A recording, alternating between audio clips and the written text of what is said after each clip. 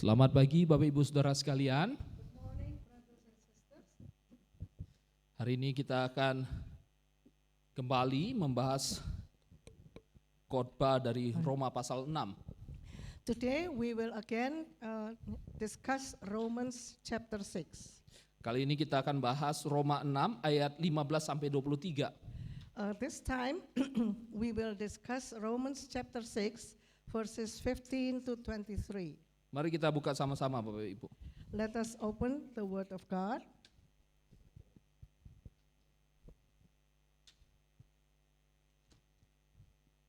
Sambil bangkit berdiri, Let us all stand.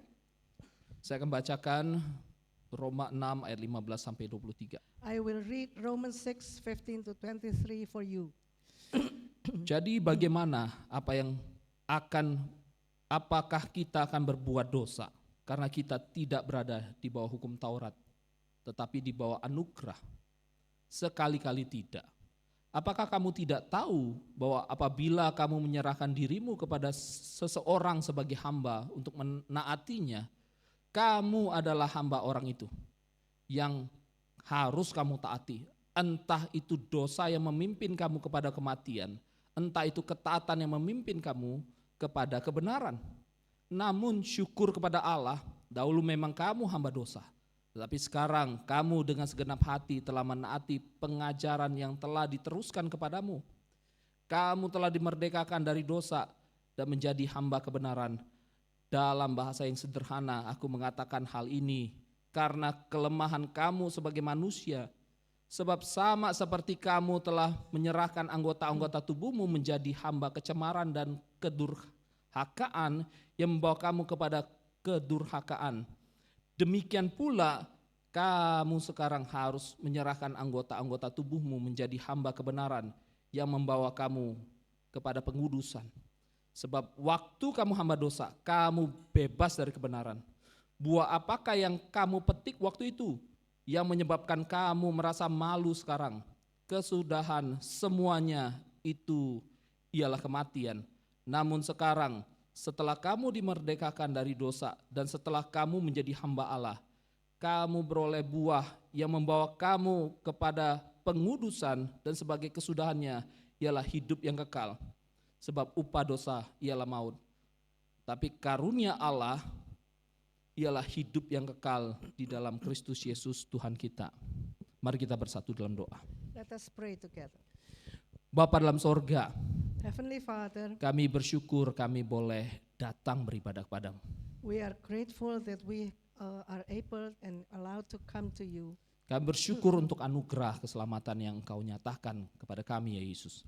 We thank you for the grace of salvation that you have given us. Dan sebentar lagi kami akan merenungkan kebenaran firman-Mu. Now we are going to reflect on your word. Kami memohon tuntunan dan pimpinan-Mu ya Allah Roh Kudus. We ask for your guidance, the Lord Holy Spirit. Pakai hamba-Mu yang terbatas ini untuk menyampaikannya. Use your servant with all his limitations. Di dalam nama Tuhan Yesus Kristus kami berdoa. In the name of Jesus Christ we pray. Amin. Amen. Dipersilakan duduk Bapak Ibu. Tema kita hari ini adalah hidup living under grace not sin. Our theme today is living under grace, not sin. Bapak Ibu Saudara sekalian, bulan lalu saya menyampaikan khotbah dari Roma 6 ayat 1 sampai 14. Brothers and sisters, last month I preached on Romans 6 verses 1 through 14. Di mana kita memiliki identitas baru sebagai manusia baru oleh karena kita hidup dalam union with Christ. And we discussed about the new identity that we have in union with Christ. Di mana kita telah mati dan bangkit bersama Kristus. As we have died and have been raised with Christ. Namun jika kita menelisik lebih jauh, but if we study further, dalam kitab Roma pasal 1 sampai pasal 6, the book of Romans chapters 1 through 6, sebenarnya ingin menjawab 3 pertanyaan besar Bapak Ibu. that the text would answer 3 important questions. Yang pertama adalah, mengapa kita membutuhkan Yesus? The first question is, why do we need Jesus? Ini Roma 1 sampai Roma 3 ayat 23. This is from Romans 1 through Romans 3, verse 23. Jawabannya adalah karena semua manusia berdosa. The answer is because all human beings have sinned. Sehingga akibatnya manusia berada di bawah murka Allah ataupun penghakiman Allah. With the result that human beings are now under the wrath of God or the judgment of God. Nah, kemudian pertanyaan kedua adalah bagaimana kita diselamatkan? But the second question is, how are we saved? Roma 3 ayat 24 sampai pasal yang kelima. Romans 3 verses 24 to 25. Dan jawabannya adalah kita diselamatkan melalui iman kepada Yesus Kristus. And the answer is that we are saved through faith in Jesus Christ. Dan kalau kita melihat di ayat 24, oleh karena kasih karunia telah dibenarkan dengan cuma-cuma karena penebusan dalam Kristus Yesus. And if we look at verse 24, we are saved freely through the redemption in Jesus Christ. Nah, kemudian pertanyaan yang ketiga, yaitu bagaimana orang yang sudah diselamatkan harus hidup. Now the third question is, how should a Christian who has been saved live? Atau apa dampaknya keselamatan itu bagi hidup kita? What is the effects of salvation in our lives? Nah, Roma 6 itu menjawab pertanyaan yang ketiga ini. So Romans 6 answered the third question. Dan bulan lalu di dalam Roma 6 ayat 1 sampai 14 itu menegaskan bahwa kita sudah diselamatkan, maka dari itu kita harus mati bagi dosa dan hidup bagi Allah. So last month when we discussed Romans 6, 1 through 14, we have discussed that we have been saved and we have to live for God. Dan di dalam khotbah kita hari ini, kita akan membahas Roma 6 ayat 15 sampai 23 yang akan menjawab pertanyaan yang sama juga. In our reflection today, we will look at the subsequent verses which answer the same question. Yaitu bagaimana orang yang sudah diselamatkan itu harus hidup. The question of how a person who have been saved should live. Dan ini juga adalah kelanjutan dari khotbah bulan lalu, Roma 6 ayat 1 sampai 14. So this is also a continuation of the sermon last month. Nah, orang percaya tidak mungkin hidup terus di dalam dosa. Karena apa? So believers are impossible to continue to live in sin. Why? Karena anugerah tidak membebaskan kita untuk berbuat dosa. Because God's grace does not free us so that we can commit sin. Tetapi membebaskan kita dari dosa. But grace frees us from sin. Nah, jadi ada bedanya Bapak Ibu. Anugerah tidak membebaskan kita untuk bebas berbuat dosa. So what's the difference? Grace does not free us to commit sin. Tapi membebaskan kita dari dosa. Sehingga kita hidup bagi Allah. But grace frees us from sin so that we may live for God. Atau menjadikan Tuhan itu, Allah itu menjadi Tuhan atas hidup kita. Or making God to become to become Lord of our lives. Jadi itu yang akan kita bahas. Dan mengapa demikian? So this is what we are going to discuss and what's the reason for that. Nah, saya akan menjelaskan di dalam 3 poin Bapak Ibu untuk menjelaskan Roma 6 ayat 15 sampai 23 ini. So I will explain Romans 6:15 to 23 in 3 points. Yang pertama, karena tidak ada neutral ground. First one is because there is no neutral ground. Di mana anugerah bukan menjadi izin untuk kita bebas berbuat dosa Bapak Ibu. Where grace does not become a license for us to commit sin freely. Sekarang kita lihat ayat 15. Now let's look at verse 15.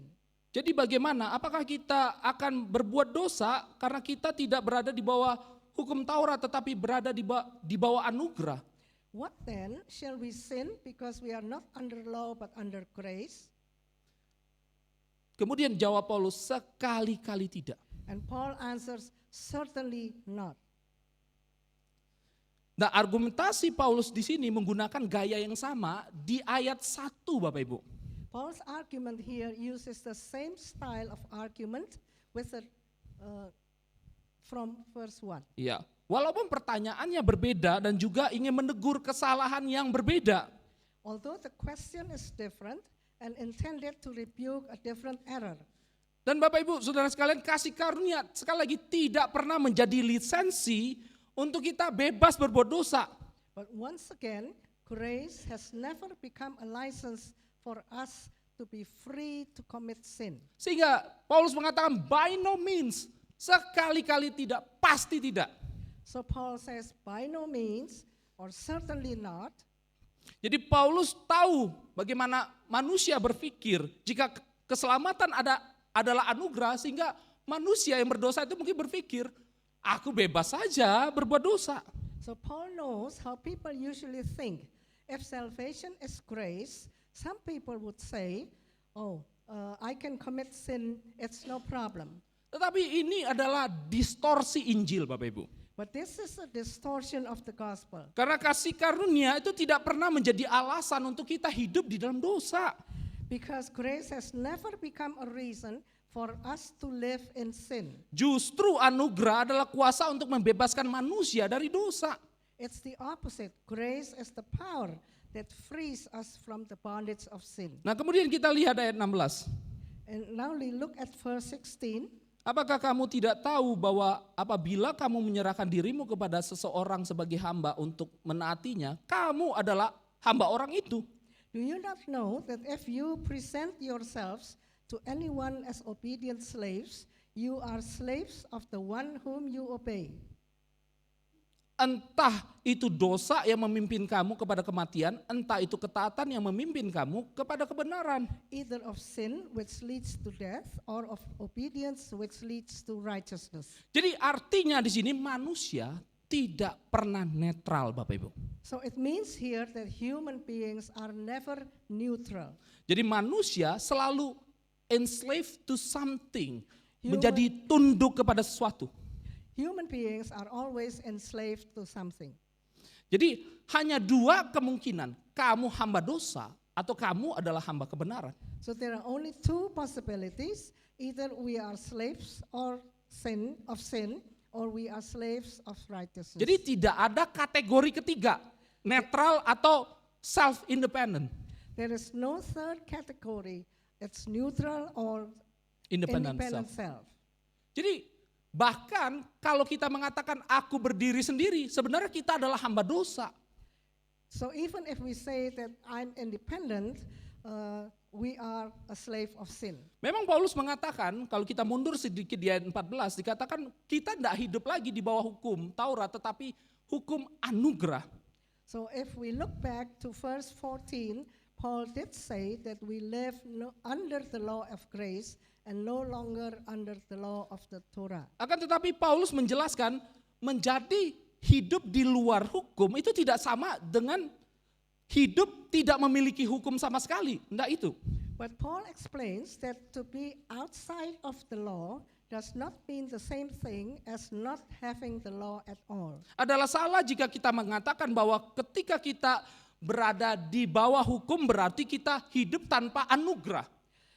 It's also wrong if we say that when we live under the law, we have no grace. Nah, begitu juga sebaliknya, kalau kita hidup di dalam anugerah berarti hukum tidak mengikat kita, enggak gitu. And the opposite is true, that if we are living under grace, we are not bound by the law. Namun adalah benar, kasih karunia itu membuat hukum itu menyenangkan. Ini istilah saya, menyenangkan bagi kita. But the truth is, grace makes the law a delight for us. Jadi kita berjuang untuk menaati kebenaran dan hukum itu tidak menjadi musuh kita. So that we strive to obey the truth and the law is no longer our enemy. Nah, inilah yang dikatakan Paulus sebagai hamba kebenaran yang merdeka dari dosa. Jadi kebebasan itu dihasilkan oleh kasih karunia, bukan kebebasan liar tetapi yang juga menaati hukum itu. So this is what Paul says as a slave of righteousness who has been freed from sin. the freedom that resulted from grace is not a wild freedom, but a freedom that brings us to obey the law and its teaching. Dan Paulus katakan bahwa setiap manusia hidup di bawah seseorang atau sesuatu tuan. Paul also says that every person lives under a certain someone or a certain master. Tidak ada landasan netral. There is no neutral ground. Jadi hidup kita antara kita budak dosa atau budak kebenaran. So we live between becoming a slave of sin or becoming a slave of righteousness. Bapak Ibu Saudara sekalian, pada tahun 1976 In 1976, ya ada eksperimen Rhythm Zero. there is an experiment called Rhythm Zero, yang dilakukan oleh Marina Abramovic. which is conducted by an artist named Marina Abramovic. Nah, Marina Abramovic itu dia akan berdiri selama 6 jam. So in that experiment, this artist will stand still for 6 hours. Dan kemudian para penonton itu dikasih kebebasan untuk ngapain dia bebas tanpa batasan moral. Actually standing still in a certain gallery, and all the people who come to the gallery would be given freedom to do anything with her or to her. Jadi di depan pengunjung itu ada 72 benda, Bapak Ibu. So in front of the visitors, she placed 72 objects on a table. Ada benda yang tidak berbahaya seperti bunga, bulu, madu, parfum. Some objects are not dangerous, like a flower, a feather, honey, perfume. Tetapi juga ada benda yang berbahaya seperti pisau, gunting, ada pistol dengan 1 peluru di dalamnya. But there are also dangerous objects like knives, scissors, and a chain, and even a pistol loaded with 1 bullet in it. Instruksinya sangat sederhana.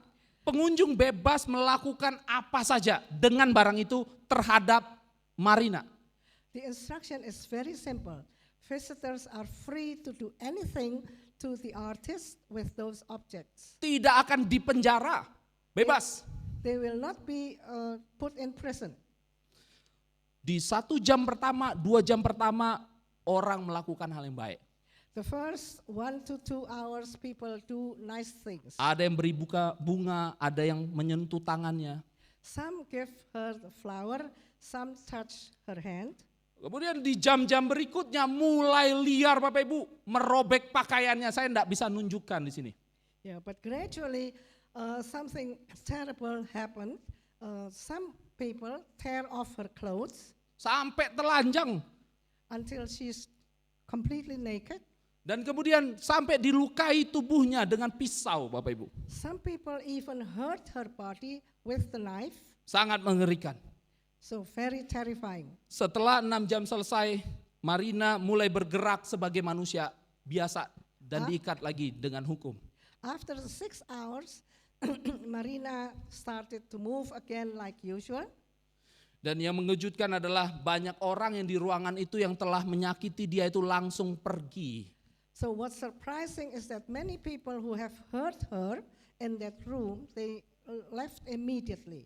Bapak Ibu Saudara sekalian, eksperimen ini menunjukkan sesuatu yang mengerikan tentang manusia. So this experiment actually shows something terrifying about people. Ketika tidak ada batasan moral, manusia memilih sesuka hatinya, namun sebenarnya hanya 2 ground.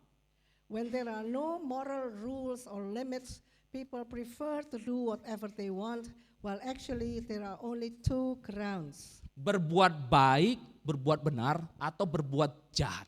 Doing the right thing or the good thing, and the other one is doing the wrong thing. Namun kita melihat juga manusia itu tidak netral juga secara moral.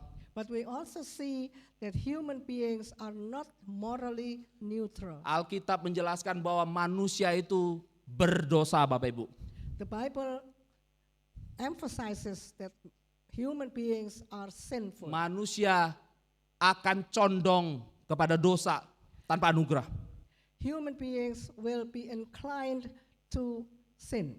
Sehingga kita butuh akan anugerah dan Tuhan. So that's why we do need grace from God. Bapak Ibu, bukankah kita juga sadar bahwa hidup kita di dalam Kristus, kita pun masih berjuang mematikan dosa. Don't we realize that even in Christ we still struggle with sin? Seperti ada tarikan daging untuk kita tuh, yuk jatuh di dalam dosa, melakukan dosa. As if our flesh pulls us to commit sin. Apalagi kalau kita hidup di luar Kristus, tanpa Kristus. Saya tidak bisa bayangkan bagaimana hidup kita bebas melakukan dosa, Bapak Ibu. Even more so when we live without Christ. I can't imagine what the struggle looks like. Karena pastinya dengan kemampuan kita sendiri, kita tidak mungkin mampu mematikan dosa.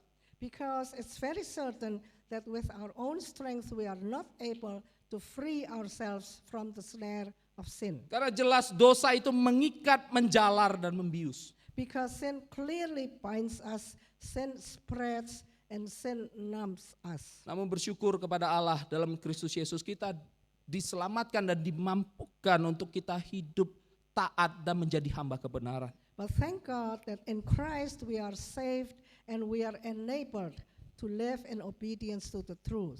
Maka dari itu, motivasi utama ketaatan kita itu adalah gratitude, mengungkap syukur.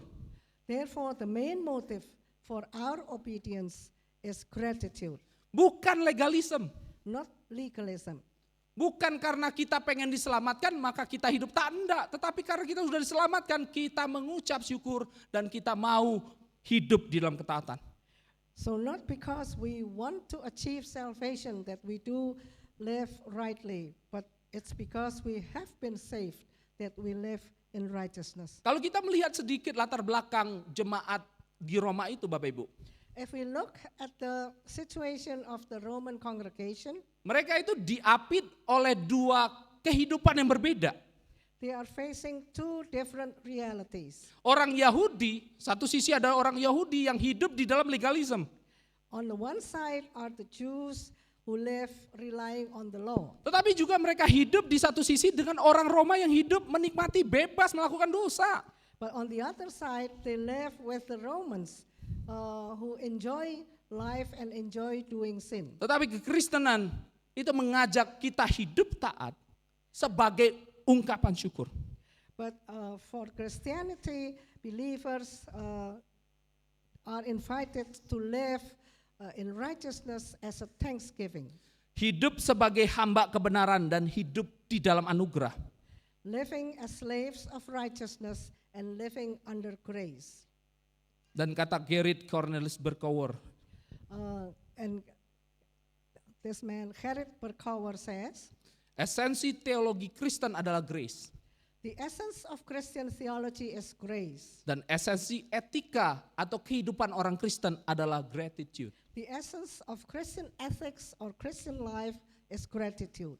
Jadi sekali lagi orang percaya taat bukan karena takut hukuman, So once again, believers obey not because they fear punishment ataupun untuk mendapatkan keselamatan, bukan itu. or in order to achieve salvation, Tetapi karena bersyukur atas anugerah.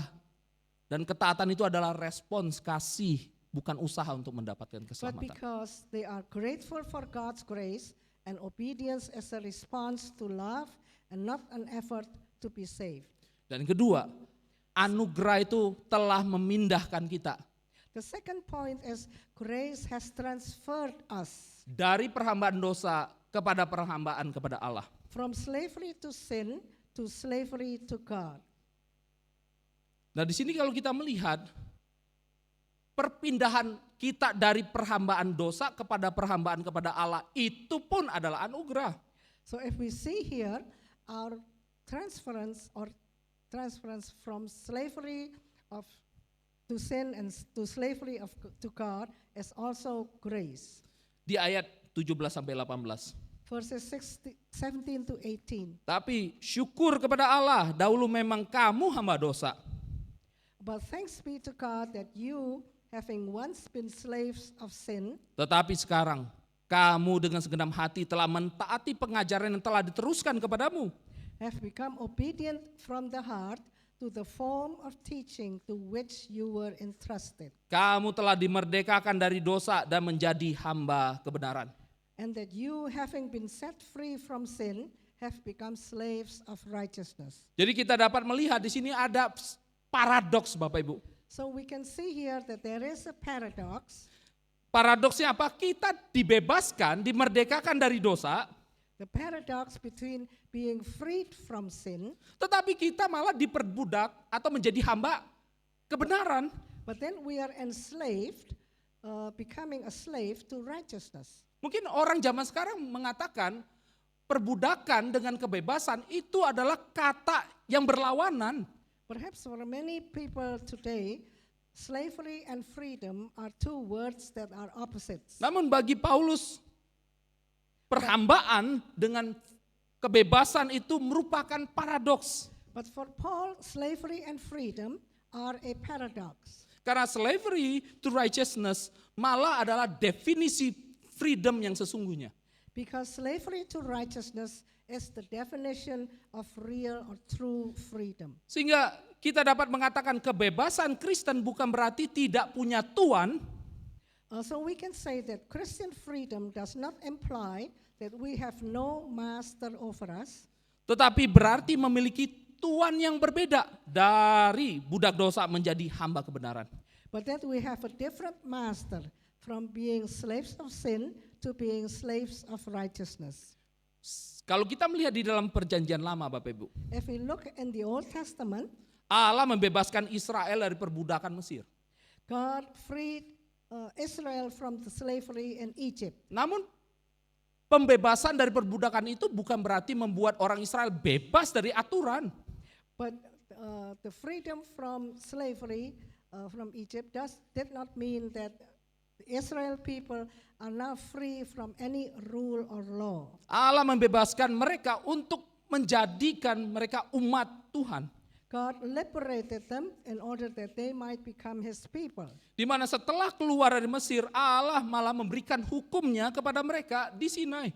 When they were out of Egypt at Sinai, God gave them the law, 10 perintah Allah the 10 commandments, dan berbagai hukum dan peraturan lainnya. and various laws and other regulations. Artinya apa? Israel dibebaskan dari perhambaan Firaun, tetapi mereka sekarang hidup di dalam perhambaan kepada Allah. Which means that Israel was freed or liberated from the slavery of Pharaoh, but now they live under the slavery or the rule of God. Jadi mereka dibebaskan dari tuan yang salah untuk hidup di bawah Tuhan yang benar. So they were freed from the wrong master so that they may now live under the right master. Jadi kebebasan Kristen itu berarti kita memiliki Tuhan yang benar. So Christian freedom means that we belong to the right or Dan true God. kita di dalam Kristus adalah hamba kebenaran. So in Christ we are slaves of righteousness. Dengan segenap hati mentaati pengajaran yang diteruskan kepada kita dalam Alkitab di ayat 17. And with our whole heart we obey the teaching of the Bible to which we are entrusted. Dan Verse kata 17. mentaati di sini adalah bukan hanya sekedar mendengar, tetapi mendengar dengan hati. So the word obey, to become obedient here, does not mean only listening to the truth, but listening with the heart. Menerima dengan iman serta melakukan dengan ketaatan secara intensional. And receiving the teaching in faith and doing them with obedience. Jadi kita orang Kristen Bapak Ibu, jangan anti aturan.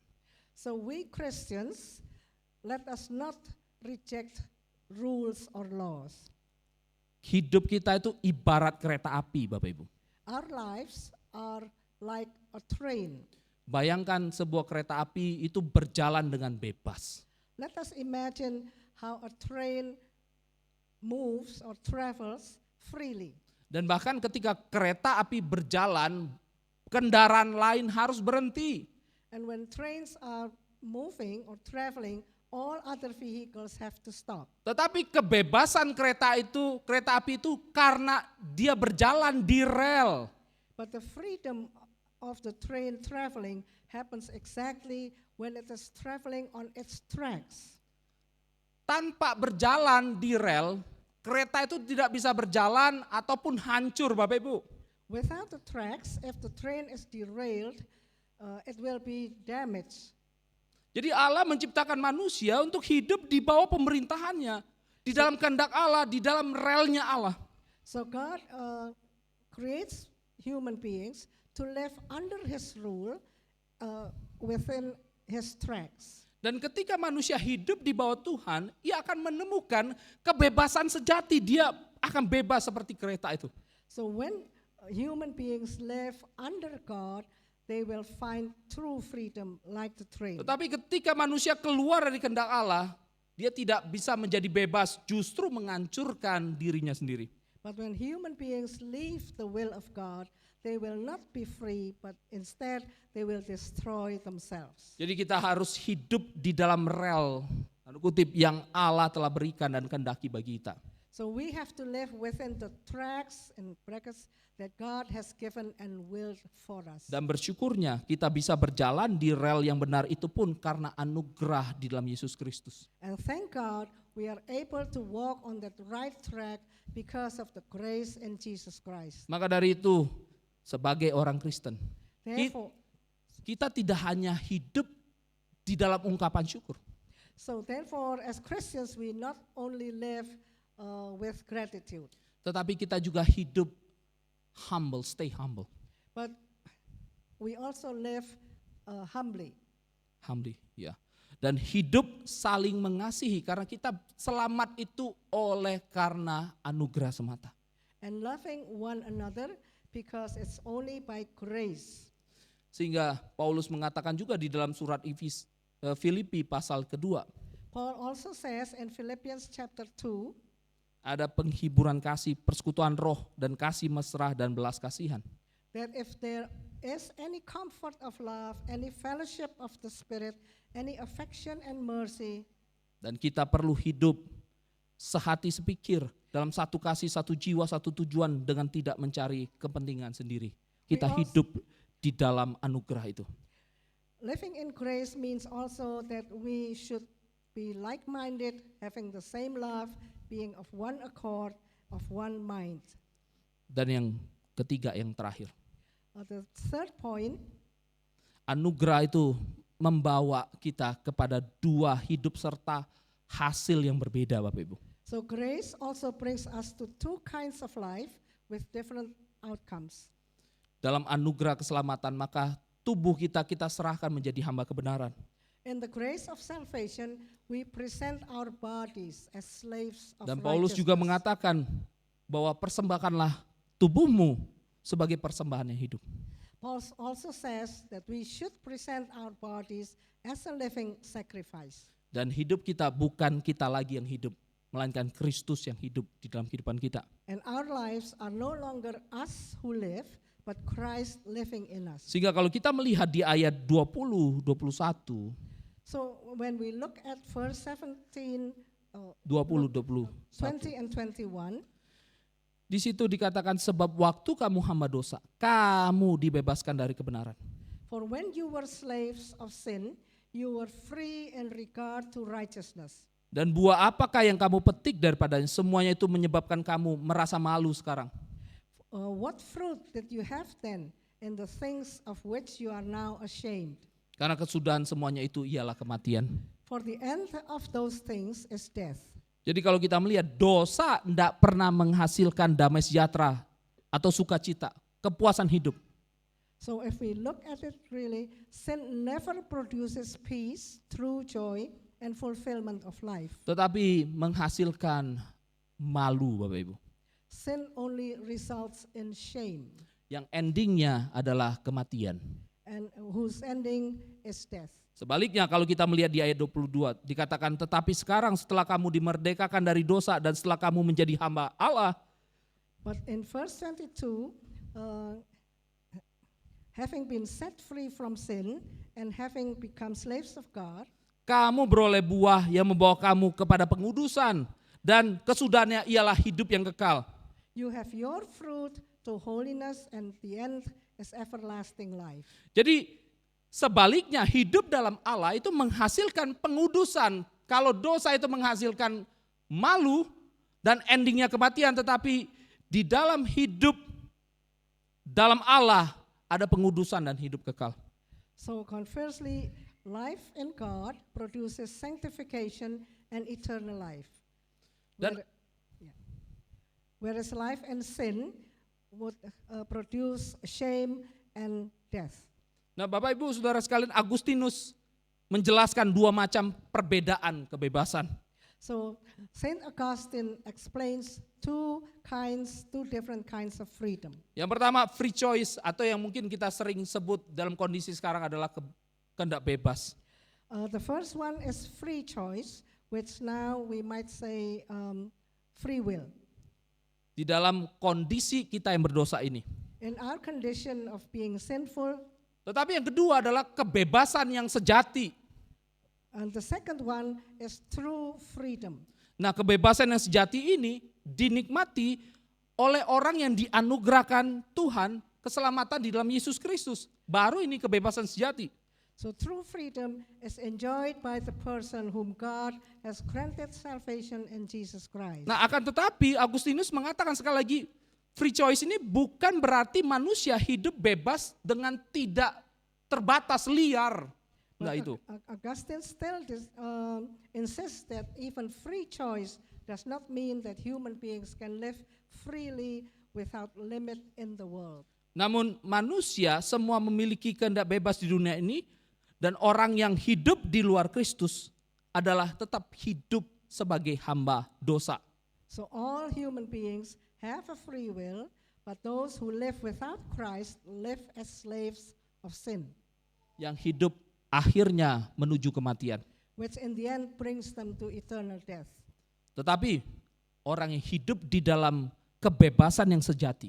But those who live in true freedom, yaitu hidup yang kekal dalam Kristus Yesus, dia akan hidup di dalam hidup yang kekal dalam Yesus. Which is eternal life in Jesus Christ. Maka dari itu, kata Paulus, ini ayat yang terakhir kita baca ayat 23. Therefore Paul says in the last verse 23, dikatakan sebab upah dosa ialah maut. Because the wages of sin is death. Tetapi karunia Allah ialah hidup yang kekal dalam Kristus Yesus, But the Tuhan gift kita. of God is eternal life in Jesus Christ. Jadi upah dosa ialah maut. So the wages of sin is death. Dan Paulus kontraskan karunia Allah ialah hidup yang kekal. So Paul emphasizes the contrast. Jadi kontras yang Paulus tekankan, dosa upahnya maut. So what Paul emphasizes is the contrast between sin, which has its wages as death. Sedangkan Allah itu memberikan karunia sehingga kita beroleh hidup yang kekal. But God gives a gift, which is eternal life. Nah, di sini upah itu kan berarti sesuatu yang kita upayakan, Bapak Ibu, earn. So wages are something that we work for or we earn. Dan anugerah itu adalah pemberian. And grace is actually a gift. Nah, di sini kalau kita melihat dosa itu malah merupakan sesuatu yang kita dapatkan, dan upahnya yang kita dapatkan dari tindakan itu adalah maut itu sendiri. So once again, sin has the wages being death. Tetapi Allah itu memberikan karunia, sesuatu pemberian yang cuma-cuma kepada setiap orang yang percaya sehingga kita beroleh hidup yang kekal. But God gives grace as a gift, so we may have eternal life. Jadi sekali lagi, kematian adalah upah, sedangkan hidup yang kekal adalah anugerah pemberian. So once again, death is wages, which we earn, while eternal life is a gift. Jadi sekali lagi, anugerah itu membawa kita kepada dua hidup, dua kehidupan. Antara kita hidup nanti endingnya adalah kematian, atau kita hidup di dalam endingnya, di dalam hidup yang kekal. So there are two results. The one is with the ending as eternal death, and the other one as a gift of salvation which ends in eternal life. Sehingga apa yang menjadi aplikasi kita pada hari ini Bapak Ibu? So what will be the application for us today? Kita memang hidup di dalam anugerah. Number one, we do live under grace. Tetapi mari kita gunakan kebebasan kita dengan bijak. But let us all use our freedom wisely. Jadi kita melihat kebebasan kita itu kebebasan di rel, seperti kereta di rel. So we see that our freedom should be implemented as a freedom on the tracks. Jadi hati-hati dengan gaya hidup bebas Bapak Ibu. So let us be careful about a free lifestyle. Sleeping around, hidup seks bebas, hati-hati Bapak Ibu. Sleeping around or free sex, let us be careful about that. Pesta, relasi yang tidak sehat, perlu kita bijak di dalam kebebasan. Parties and unhealthy relationships, we should consider them wisely. Roma 6 mengingatkan kita bahwa kita bukan hamba dosa lagi. Romans 6 reminds us that we are no longer slaves of sin. Kebebasan sejati adalah kebebasan hidup benar di hadapan Allah. True freedom is a freedom to live rightly before God. Maka dari itu yang kedua adalah pilih komunitas yang benar. So point 2, we should choose the right community. Karena lingkungan sangat mempengaruhi hidup kita. Because our environment highly influences us. Dan Paulus berkata kepada kita, harus menyerahkan hidup kita kepada ketaatan yang membawa kepada kebenaran. And Paul insists that we have to present our lives to obedience which leads to righteousness. Sehingga kita perlu hidup di dalam komunitas Kristen. That means that we need to live in a Christian community. Terlibat dalam gereja. We need to get involved in church. Memiliki rekan akuntabilitas yang mendorong kita untuk bertumbuh dalam iman. We have friends who are accountable to encourage us and to grow in faith. Yang ketiga, hidup dengan kesadaran kekekalan. So number 3, we should live with a consciousness of eternity. Karena Roma 6 ini menunjukkan kita bahwa setiap manusia itu hidup bergerak kepada tujuan akhir. Because Romans 6 shows us that every life is moving toward an end. Dan orang percaya yang bertumbuh harus hidup dengan melihat perspektif kekekalan. So believers who grow in faith should live with a perspective of eternity. Sehingga kita perlu bertanya, apa sih yang kita kejar di dunia ini? So we have to ask, what is it that we pursue in life? Apakah hidup kita diarahkan kepada kekekalan? Apakah kita hidup memuliakan Tuhan ketika kita memilih sesuatu? Is our life directed to eternity? Does our life glorify God when we choose something? Banyak orang Kristen yang sudah bertumbuh, yang sudah melayani, tetapi fokusnya kepada kenyamanan semata. Many Christians have grown and Bertumbuh di gereja. Yeah, and active in church, but they still live only to seek a comfortable life. Mereka fokus kepada karir semata, karir boleh, tetapi karir semata itu enggak. They focus only on career. There is nothing wrong with that, but if only on career, we shouldn't do that. Dan kesuksesan duniawi. And many Christians still try to achieve worldly success. Dan yang terakhir, menghidupi disiplin rohani Bapak Ibu. The last one is we should live out spiritual discipline. Karena kita adalah hamba kebenaran. Kita dipanggil untuk menyerahkan tubuh kita kepada Allah. Because we are called to righteousness and to present our bodies to God. Kita perlu untuk hidup disiplin membaca firman. This means we need to live in a discipline in Bible reading. Sehingga kita tahu rel mana yang harus kita jalanin untuk hidup di dalam kebebasan itu. So we know the tracks that we should follow in our freedom in our life. Begitu juga di dalam kehidupan doa kita. Kita berdoa minta tuntunan Tuhan. So also in our life, in our prayer life, we should pray and ask God for His guidance. Ketaatan dalam hal-hal yang kecil, We should practice obedience in small things. kesetiaan dalam pelayanan. We should be faithful in ministry. Dan semua itu bukan hasil usaha kita, tetapi pemberian Allah. Semua bukan sesuatu yang kita dapatkan, kita berikan, tetapi adalah pemberian dari Allah semata. All these things are not our efforts, but they are the gifts of God. Jadi mari kita living under grace, not sin. So let us all live under grace, not sin. Hidup di dalam anugerah, bukan di bawah dosa. Tidak ada neutral ground, There is no neutral ground. budak dosa atau budak kebenaran.